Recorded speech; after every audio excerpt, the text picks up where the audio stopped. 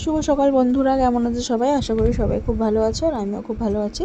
যারা ইউটিউব থেকে দেখছো তারা অবশ্যই আমার চ্যানেলটাকে সাবস্ক্রাইব করে দিও, আর যারা ফেসবুক থেকে দেখছো তারা অবশ্যই আমার পেজটিকে ফলো করে দিও। তো দেখো, আমি সকালবেলা দেখলে ওখানে হচ্ছে মাছের প্রথমে ডাল ভেজে নিলাম, তারপরে মাছের মাথা ভেজে নিলাম, আর এখানে ভেজে নিচ্ছে হচ্ছে তোমার চিংড়ি মাছটা। কারণ আজকে তোমার করব হচ্ছে মাছের মাথা দিয়ে ডাল আর চিংড়ি মাছ দিয়ে আলু দিয়ে তরকারি। কারণ আলু অন্য কিছু দেওয়া যেত, যেহেতু ওর বাবা হচ্ছে পটলটা খায় না, তো পটলটা দিতে পারিনি, শুধু আলু দিয়েই করেছি। তবে দেখো এখানে ডালটা সিদ্ধ হয়ে গেছে, আর ডালটা তোমার দিয়েও দিলাম ভালো, মানে সিদ্ধ হয়ে গেছে, নামিয়ে নিলাম। তারপরে ওই কড়াইটার মধ্যে তোমার একটু সাদা জিরে ফোড়ন দিয়ে আলু, পেঁয়াজ, টমেটো, কাঁচা লঙ্কা এগুলো সব মানে ভালো করে ভেজে ওর মধ্যে একটু সাদা জিরের গুঁড়ো দিয়েছিলাম, আর হচ্ছে তোমার একটু আদা রসুনের পেস্ট দিয়ে ভালো করে কষিয়ে জলটা দিয়ে তারপর একটু ঢেকে দিয়েছিলাম যাতে ভালো করে সিদ্ধ হয়ে যায়। তো দেখলাম সিদ্ধ হয়ে গেছে, একটু আলুটাকে ঘেঁটে দিচ্ছি যাতে তরকারিটা একটু মাখা মাখা হয়, কারণ ওর বাবা না একটু ঝোলটা পছন্দ করে না। আর তারপরে ডাল আছে যদিও, ঝোলের আর প্রয়োজন নেই। তারপরে দেখো তরকারিটা হয়ে গেছে। আবার আমি ওই কড়াইটা একটু ধুয়ে ওর মধ্যে সাদা জিরে, তেজপাতা, শুকনো লঙ্কা আর হচ্ছে কাঁচা লঙ্কা আর পেঁয়াজ পরিমাণ মতো দিয়ে একটু ভালো করে ভেজে নিচ্ছি, যাতে তোমার মানে ডালটা আমি করব ওর জন্যই। তারপরে দেখো ওর মধ্যে দিয়ে দিলাম হচ্ছে একটু আদা রসুন পেস্ট, আর হচ্ছে পরিমাণ মতন হলুদ, পরিমাণ মতন নুন, আর পরিমাণ মতন জিরে গুঁড়ো দিয়ে আবার একটু কষিয়ে মাথাটাকে এবার দিয়ে দেবো। মাথাটাকে একটু দিয়ে দেওয়ার পর তোমার আরও একটু কষিয়ে নেবো, আর মাথাগুলোকে আমি ভেঙে দেবো, কারণ হচ্ছে যাতে মাথাগুলো মানে গোটা না থাকে, ভেঙে যায়, আর সবার পাতেই যাতে একটু একটু পড়ে সেই কারণে। আর মাছের মাথাটা না ছিল, তো এবার মাছের মাথা দিয়ে দেখবে তরকারি ভালো লাগে না, ওর জন্য কী করলাম, ওর জন্য একটু ডালটা করে নিলাম, যাতে তোমার ওর বাবাও ভালোবাসে আর আমারও ভালো লাগে খেতে।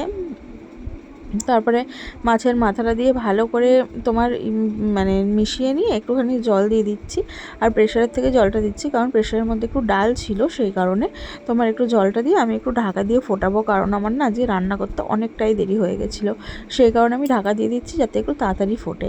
আর দেখো ভালো মতন ফুটেও গেছে। তারপর ওর বাবারও ওদিকে তাড়া ছিল বেরোবে বলে, ওর বাবারও আজকে লেট হয়ে গেছে, না খেয়েই বেরিয়েছে জানো। একটু বললাম যে জলমুড়িটা খেয়ে যাও অন্তত, বলছে না আমি খাবো না, একটু জল দাও, খেয়ে চলে যায়। তো চিনি বলে রেখেছিলাম, ওই জলটা খেয়েই চলে গেছিলো। আর দেখো আমার এদিকে রান্নাবাড়ি হয়ে গেছে, আমি ওদিকে ডালটাও নিয়ে নিয়েছি, আর ওর বাবার টিফিন কোড দিয়ে দিয়েছি। ওর বাবা গিয়ে বেরিয়েও গেছে, যেহেতু যে তাড়াহুড়ো লেগেছিলো ওর জন্য টিফিন প্যাক করাটা তোমাদেরকে আমি দেখাতে পারিনি, কারণ অনেকটাই তাড়াহুড়ো ছিল আজকে, জানো তো। তারপর বাবা বেরিয়ে যাওয়ার পর আমি বাসনগুলোকে ভালো করে মেজে নিচ্ছি, আর অনেক কটাই বাসন ছিল, যেহেতু অন্য দিন কী করি রান্না করতে করতেই বাসনগুলো মেজে নিই। এবার আজকে যেহেতু তোমার একটু দেরি হয়ে গেছে, আজকে আগে রান্নাটা করে নিয়েছি, করে তারপর বাবা বেরিয়ে গেছে, আর মাম্মাম টিভি দেখছিল, সেই কারণে তোমার আমি ভাবছি এদিকে বাসন কটা মেজে নিই, বাসন কটা মেজে তারপরে মাম্মামকে খাওয়াবো, কারণ বাসন রেখে ওকে আমার খাওয়াতে ইচ্ছা করে না, জানো তো, সেই কারণে।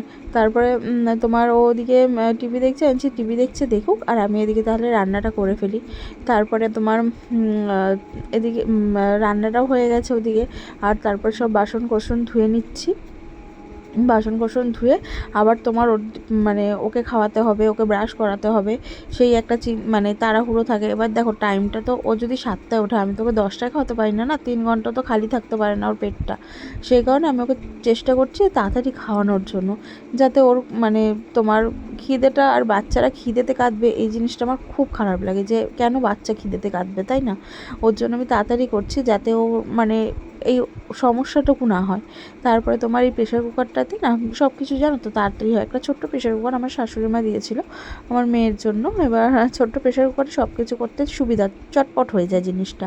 আর তোমার আজকে একটু ঘুম থেকেও উঠতে লেট হয়ে গেছিলো, সেই কারণে তারপর আজকে কাজটাও বেশি ছিল, বাসন মানে ঘর দুয়ার সব মোছা ঠোছা, তারপর ঠাকুরের বাসন কোসন সবই মাজা। তার মধ্যে ওর বাবাকেও আজকে বলতে ভুলে গেছি যে ফুল এনে দিতে, আর ওর বাবাও ফুল এনে দেয়নি, তো না বললে কী করে এনে দেবে বলো। তারপরে দিদিকে ফোন করলাম, দিদিও লেট হয়েছে যেতে, তো আমি জানি বাবা হয়তো সকালের দিকে যাবে না, আর বাবা তো সকালের দিকে আসেও না, সেই কারণে তোমার বাবাকেও বলতে পারিনি, নইলে আগে বাবাকে বলে দিতাম বাবা একটু ফুল নিয়ে এসো, যখন ওর বাবা মানে বাড়িতে কাজ করতো সেই সময়। তো এখন বাবাও বেলার দিকে আর যায় না, ওর জন্য বাবাকেও বলতে পারিনি, তাও 11টা বেজেই গেছে কাজ সারতে সারতে। এবার বেশি দেরি করে গেলে ফুল পাওয়া যাবে না। কত যে সমস্যা। তারপরে দিদিকে বললাম, দিদির মেয়েও তখন বাড়িতে আসেনি পড়ে, তো কী করব। তারপরে আমি রেডি হয়ে স্নান টান করে আমি রেডি হয়ে মাম্মামকে নিয়ে বেরিয়ে পড়েছিলাম ফুল আনতে। আর ফুল এনে ও কিছুতেই বাড়িতে ঢুকবে না, কেন না, ও রাস্তাতেই থাকবে। সে মানে জিদ কি আর না, ওর জিদের সাথে আমি পেরে উঠি না। তারপরে এদিকে তোমার টাইলসগুলো মুছে নিচ্ছি, কারণ টাইলসগুলো প্রতিদিন মুছলে না জলের দাগটা হয় না, আর ওদিকে যেহেতু জলের কাজটা হয়। আর এদিকে দেখো তোমার বাসন কোসন মেজে মামামের দুধটা গরম বসাবো।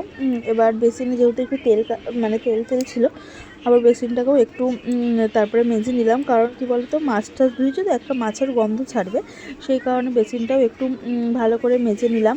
আর তারপরে দেখো এদিকে মামামের দুধ গরম বসিয়ে দিয়েছি, মামামকে দুধ গরম বসিয়ে ব্রাশ করাই আমি।